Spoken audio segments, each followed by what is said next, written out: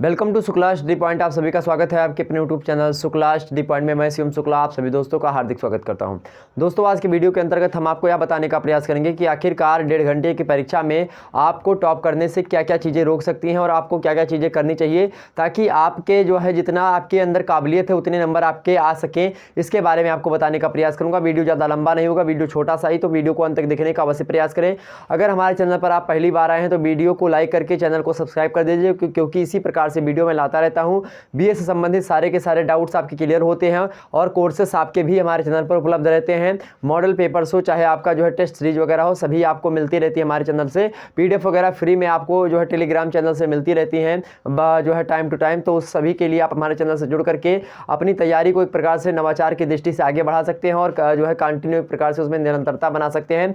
तो कोई भी डाउट्स वगैरह होता है तो आप हमारे चैनल से जुड़ करके अपने डाउट्स का क्लियर कर सकते हैं। तो बहुत सारे स्टूडेंट्स का कमेंट आया कि सर क्या परीक्षा में यह चीज़ें करनी चाहिए, तो उसी के बारे में मैं यह वीडियो बना रहा हूं। तो मेरे प्यारे दोस्तों, आज का वीडियो का पर्पस सीधा यही है कि अगर आपको मान लेते हैं कि टॉप करना है या फिर आपको मेरे प्यारे दोस्तों अपने काबिलियत के हिसाब से नंबर चाहिए, या आपने जो सोचा है कि मुझको 60% नंबर या 70% या 80% या 90% नंबर लाने हैं, तो आखिरकार उसके लिए जो है आपको जो आपके अंदर काबिलियत है उतनी, और आप मान लेते हैं कॉपी में लिखते भी हैं वो चीज़ें, तो लिखित वालों के लिए लेक्चर बहुत ही महत्वपूर्ण है। अगर आप लिखते भी है उतना, लेकिन कभी कभी होता क्या है कि आपकी कॉपी सीधे एग्जामिनर तक नहीं पहुंच पाती, उसमें बीच में कुछ सारी चीज़ें हो जाती हैं, उसको बोलना उचित नहीं रहेगा यहाँ पर। तो ऐसे में होता क्या है मेरे प्यारे दोस्तों कि जो बच्चा होता है, स्टूडेंट जो होता है, वह स्टूडेंट जो लिखा मतलब जो उसने लिखा वह सेम टू सेम जो होता है एग्जामिनर्स तक नहीं पहुँच पाता।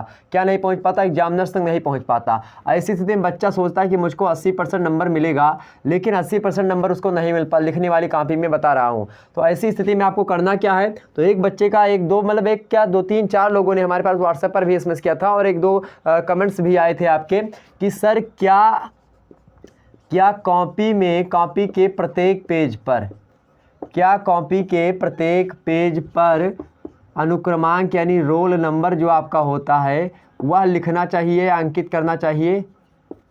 ये प्रश्न आपके सामने है। क्या इससे फ़ायदा होता है और आखिरकार इसको हम क्यों करते हैं? आप सुनते हो कि बहुत सारे आपके जो आपके बड़े भाई या बहन होते हैं तो वो आपको बताने का ही प्रयास करते हैं। तो यह क्यों बताया जाता है? चूँकि आप क्या कर सके मेरे प्यारे दोस्तों, आप सही तरीके से सारे मुद्दे कर सके। आप क्या कर सके मेरे प्यारे दोस्त, आपको यह दिक्कत ना हो कि आपने जो लिखा है, जो आप लिखते हैं, जो आपने लिखा, जो आपके अंदर काबिलियत है वह सीधे सीधे एग्जामिनर्स तक पहुँचे, बीच में कोई बिचौलिया वगैरह ना उसमें हस्तक्षेप कर पाए। इसलिए आपको क्या प्रत्येक पेज पर आपको रोल नंबर जरूर लिखना है। लिखित वालों, आपको प्रत्येक पेज में कैसे मान लेते हैं या आपकी कॉपी है, बड़े ध्यान से समझने का प्रयास करेंगे। बहुत महत्वपूर्ण बातें, नहीं बाद में आप पछताओगे अवश्य। यहाँ पर देखने का प्रयास करिए। मान लेते हैं आपका जो है कॉपी है, कॉपी के ऊपर आप देखते होंगे यहाँ पर लाइन वगैरह आपसे ऐसे खींची होती है जो लिखने वाली होती है, या फिर जो है हो सकता है सादी कॉपी नहीं देते हैं वैसे, और ऊपर जो होता है थोड़ी बड़ी लाइन होती है, तो ये बड़ी लाइन खाली होती है और यहीं पर आपका इधर एक लाइन होती है, इधर एक लाइन होती है। इसमें आपको जो है अपने उत्तर अंकित करने होते हैं। यहाँ पर मेरे प्यारे दोस्तों आपको डेट वगैरह मतलब कि वही दे नहीं रहती, लेकिन खाली होता है। यहाँ पुस्तक कॉपी में आपको देखते हैं डेट वगैरह दी होती है, लेकिन यहाँ पर वैसे खाली होता है। तो यहाँ पर आप सीधे सीधे लिख देंगे अनुक्रमांक, या ऐसे लिख दीजिए अनुक्रमांक। एक बार अनुक्रमांक लिखिएगा, बाद में अनु लिख दीजिएगा। तो यहाँ पर आप जो है जो भी अपना है 23, 24, 25, 26 ऐसे आप उसको लिख दीजिएगा अनुक्रमांक। तो हर कॉपी पर, हर पेज में आप इसको अंकित करें ताकि आपके बीच की कॉपी का जो पेज होए वो गायब ना हो सके और अच्छे तरीके से आपका जो कॉपी है, जो आपने लिखा है, वह सीधे एग्जामिनर तक पहुँच सके। ऐसी स्थिति में मेरे प्यारे दोस्तों आपको यही फंडा अपनाना, अच्छे तरीके से करना है। ठीक, ये बातें क्लियर हो गई। और साथ ही साथ यह भी आपको करना है, इसी के साथ साथ एग्जामिनर तो कॉपी पहुँच गई, लेकिन आपका जो है आपकी कॉपी को ही एग्जामिनर्स क्यों पढ़े, आपकी कॉपी को ही एग्जामिनर्स क्यों पढ़े? ऐसी स्थिति में आपको क्या करना होता है मेरे प्यारे दोस्तों? ऐसी स्थिति में आप क्या करें, आपको उत्तर सहज लिखना है, सहज और तारतम्य लिखना। सहज सरल हो उत्तर आपका जो पूछा हो, यानी सटीक हो आपका उत्तर, जो पूछा गया वो बताएं सटीक हो। तारतम्य हो मतलब कि एक लाइन पढ़े दूसरी लाइन पढ़ने पर मजबूर हो, तारतम्य होना चाहिए आपका उत्तर। उसके बाद में सटीक, सरल, सहज, और उसके बाद में जो पूछा गया वही चीज़ें आप उसमें बताएं, ज़्यादा इस इधर उधर की बातें घुमा करके मत बताएं। और मान लेते एक शब्द आया, एक बच्चे ने एग्जाम्स में मतलब पूछा था मुझसे कमेंट सेक्शन में कि सर ये बताइए कि मान लेते हैं हमको लिखना है जो है इलाहाबाद विश्वविद्यालय, तो हमने मान लेते एक बार लिख दिया इलाहाबाद विश्वविद्यालय, एक बार लिख लिया विश्वविद्यालय, एक बार हमने इसको पूरा लिख लिया तो क्या बाद में हम EBB से उसको लिख सकते हैं? तो बिल्कुल इसको लिख सकते हैं। एक बार आपने इलाहाबाद विश्वविद्यालय लिख दिया, अगर दोबारा वही शब्द आपको लिखने में आ रहा है जो है तो आप क्या करें, आप EBB से काम चला सकते हैं। ठीक, कोई दिक्कत की बात नहीं, एग्जामिनर से इससे प्रश्न नहीं होता है क्योंकि उसको पता है कि बच्चे के अंदर टैलेंट है। अगर मान लेते हैं, एक बात और मैं यहीं पर आपको बता दूं, बहुत ही सटीक चीज़ें हैं यह, अगर आप जान गए तो कोई भी दिक्कत नहीं। कभी कभी आप कॉपी लिखते समय क्या करते हैं, मान लेते कॉपी लिख रहे हैं, ऐसे ऐसे लिख रहे हैं और बीच में होता क्या, आपको कुछ गड़बड़ लगी कि हाँ यहाँ पर कुछ और शब्द लिखना चाहिए था हमको, और यहाँ पर वो शब्द नहीं लिख पाए और आगे हम कॉपी लिखते चले गए। अब बाद में जब आप कॉपी उसको देख रहे हैं कि क्या उत्तर मेरा सही है, तो ऐसी स्थिति में होता क्या है मेरे प्यारे दोस्तों, यहाँ पर क्या होता है आपको पता चलता है कि ये शब्द जो हमने लिखा यह गलत है। तो ऐसी स्थिति में उसको आप लोग काट देते हैं ऐसे ऐसे करके। तो आपको काटना नहीं है, ध्यान रखेंगे, आपको उसको काटना नहीं। तो भैया काटना नहीं तो क्या करना है आपको, वहाँ पर जब आप उत्तर लिख रहे हो तो ऐसी स्थिति में आप क्या करें, यहाँ तक लिखते आ रहे हैं, मान लेते ये पोर्शन गलत है तो आप ऐसे किसको करें, ऐसे इसको अंडरलाइन यानी इसको आयत में घेर दीजिएगा।